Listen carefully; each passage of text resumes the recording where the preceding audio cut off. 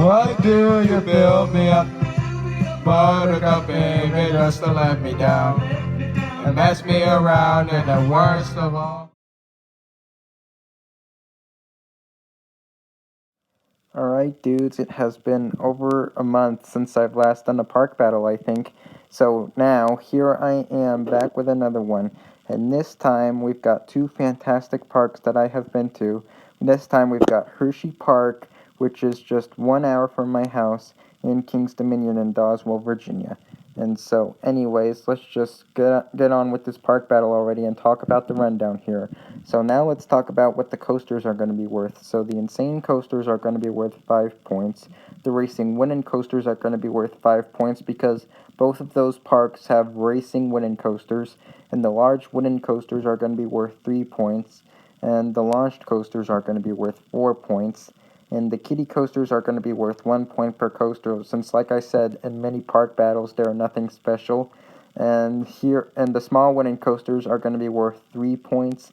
And the extra coasters are going to be worth 1 point per coaster, since both of those parks have extra coasters that are unlike anything each other has. And so let's move on to talking about what the flat rides are going to be worth. So the pendulum rides are going to be worth 3 points because both of those parks do have pendulum rides. And the drop towers are going to be worth 4 points. And the other flats are going to be 1 point per ride. And the new for 2020 attractions are going to be worth 5 points. And the events are going to be worth 1 point per event. And the park appearance is going to be worth 5 points. And the water park is going to be worth 11 points. The extras are going to be worth 1 point per attraction offered, since one of those parks has an extra attraction. And so anyways, let's just get started with this battle and talk about the insane coasters. So we've got Sky Rush versus Intimidator 305. Now, Sky Rush is really fun and intense, and I've been on it twice, so I know how it feels, but I gotta give this one to Intimidator 305 because it has a lot of twisty sections, and the first drop is especially amazing, and it has a really fast chain lift hill, a great theme, all of that, and it's a giga coaster too, so that makes it even more insane. And yeah, so the score is 0-5. So now let's talk about the racing wooden coasters. So here we've got Lightning Racer versus Racer 75. And I liked Racer 75, but here's the thing.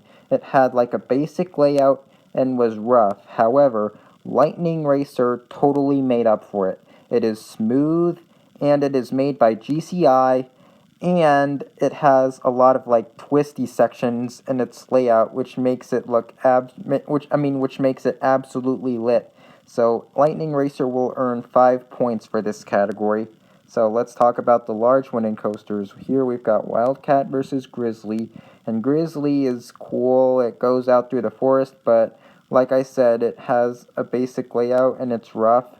But Wildcat will earn 3 points because it may be rough and all, but it has like twisty sections in its layouts, and it is made by GCI, which is my favorite wooden coaster manufacturer. In fact, when I first visited Hersheypark in 2016, Wildcat used to be my favorite ride there, but then I started to learn to appreciate the other coasters there. But anyways, Wildcat will definitely take the 3 points for this category. So let's talk about the launched coasters. So here we've got Storm Runner versus Flight of Fear. And now, I did not get the credit on Flight of Fear when I was at King's Dominion for some weird reason. But yeah, I haven't been on Flight of Fear, but it wins for being indoors and about 30 seconds longer than Storm Runner. And you're probably wondering, Gabriel, how are you saying Flight of Fear wins this part of the coaster battle? The park battle, I'm sorry, if you haven't even been on it. So, what I'm saying is Flight of Fear wins this section for being indoors and about 30 seconds longer than Storm Runner. When indoor coasters are always cool, so that's why I gave it the points. And so anyways, let's talk about the kiddie coasters now. The kiddie coasters are going to be worth 1 point per coaster, so right now the score is 9-10. So now let's talk about the small wooden coasters. Here we have Comet versus Woodstock Express.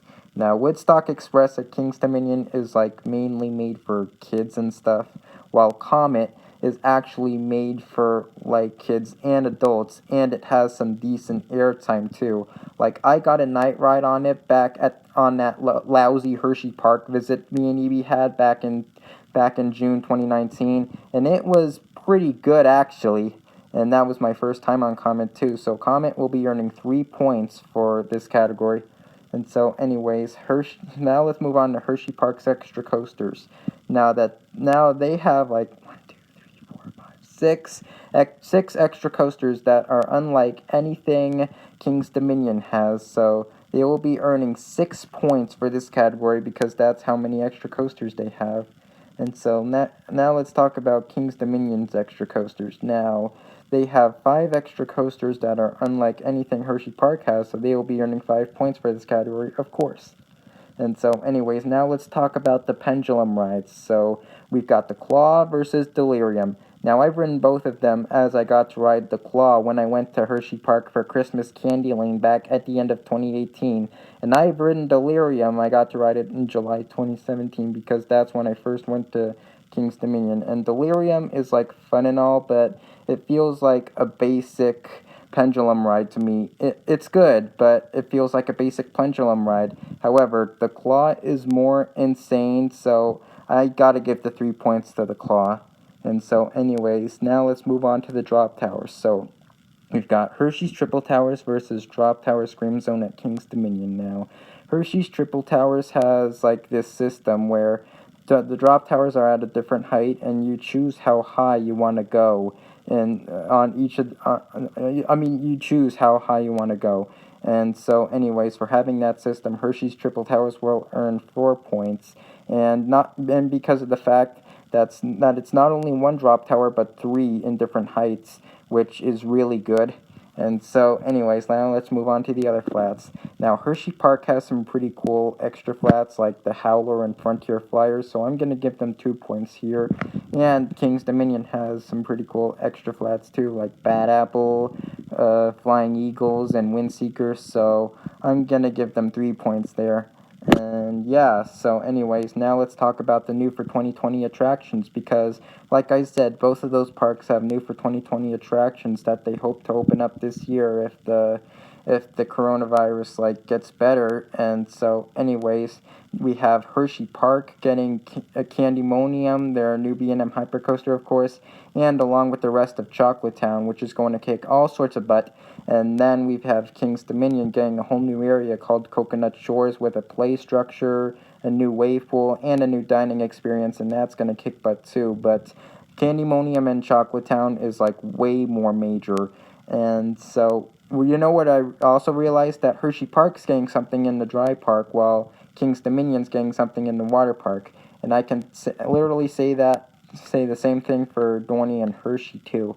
But anyways, let's get back to this park battle. So Candymonium and Chocolate Town is way more major than a water park expansion in my opinion, because it's going to kick all sorts of butt and make Hersheypark's new front gate absolutely lit. So Hersheypark will be earning 5 points for this category.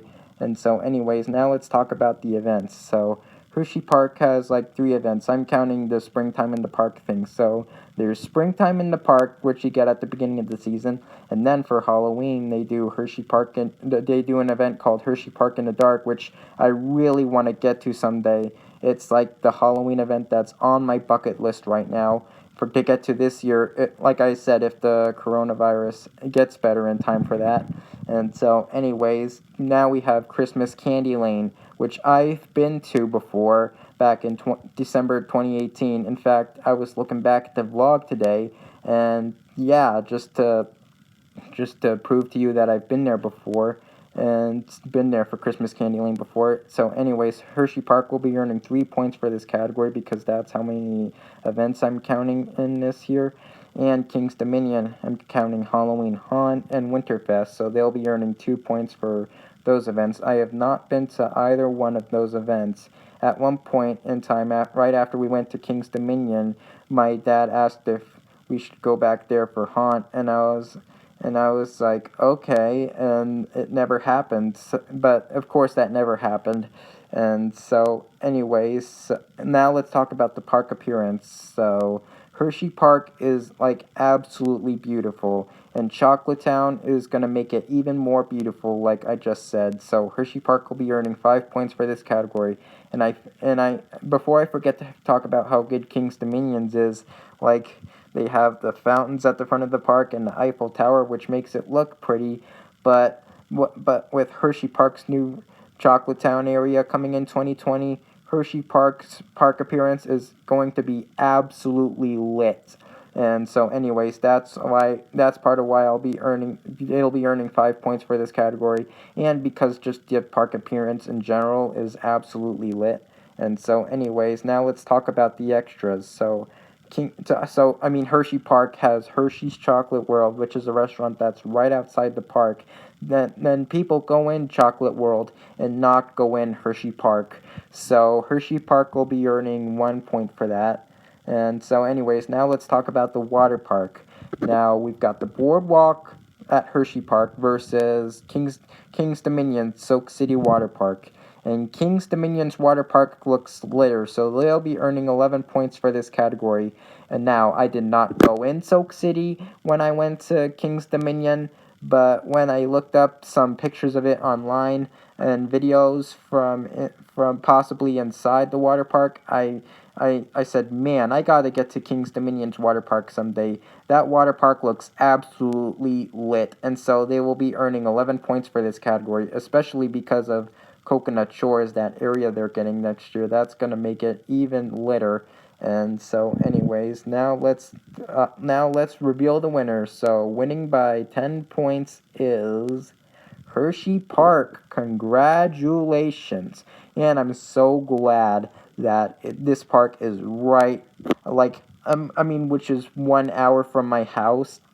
And so, anyways, that's a wrap for this park battle between Hersheypark and Kings Dominion. Again, congratulations to Hersheypark for winning this park battle. And yeah, reply to me your thoughts on this video. Make sure to stay tuned for more of these coming sometime. And I will see you in the next